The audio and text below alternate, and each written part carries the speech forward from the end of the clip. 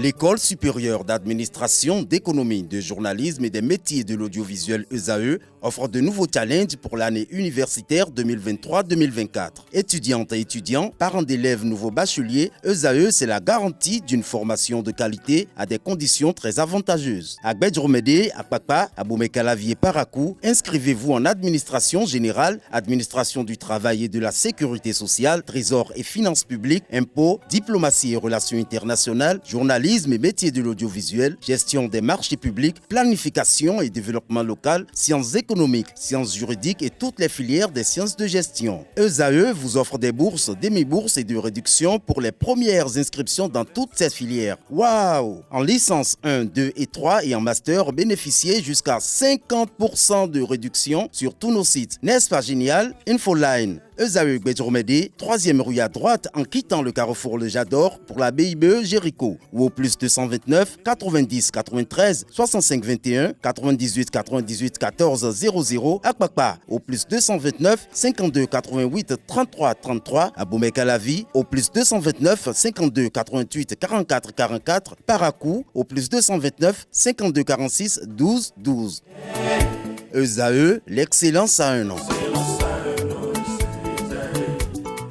Mesdames et messieurs, bonjour et bienvenue sur Free Sport. Comme annoncé, le coup d'envoi de la saison sportive 2023-2024 de la Ligue professionnelle a été donné dans l'après-midi du samedi 21 octobre 2023. Le match d'ouverture comptant pour la première journée opposait au stade Omnisport de Goro, Dynamo d'Abomey à Lotopopo. Les vice-champions en titre ont manqué leur entrée en s'inclinant face au club de la Cité Royale sur le score de 2-1. Une défaite des Loto Boys qui vient lancer la campagne 2023-2024 du championnat local. Les autres matchs de la première journée ont été reportés à une date ultérieure. Le championnat va se poursuivre le week-end prochain avec les affiches de la deuxième journée.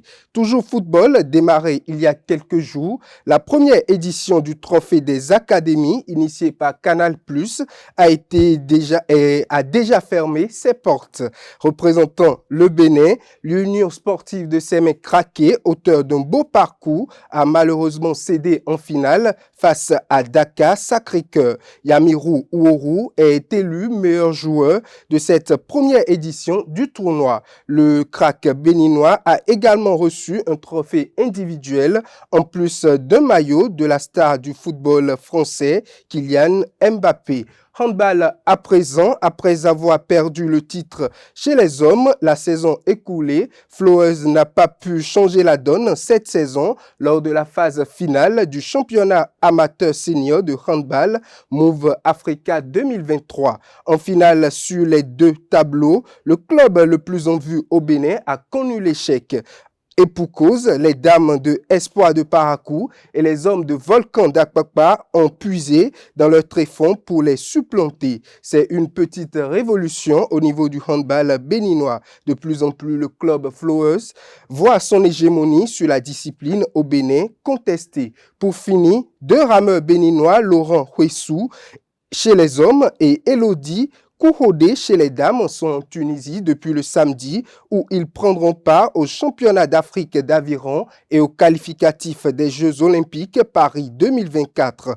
Pour ce qui est de la qualification aux Jeux olympiques, 5 places sont disponibles pour l'Afrique et Elodie Kouhodé tentera d'en prendre une. Ce qui paraît difficile au vu du nombre de pays présents, mais pas impossible pour la rameuse béninoise qui s'est bien préparée à travers une semaine de stage à Agoué, tout juste après le championnat national. Quant à l'homme, il tentera d'atteindre la finale dans la catégorie skiff. Mesdames et messieurs, c'est tout pour Free Sport.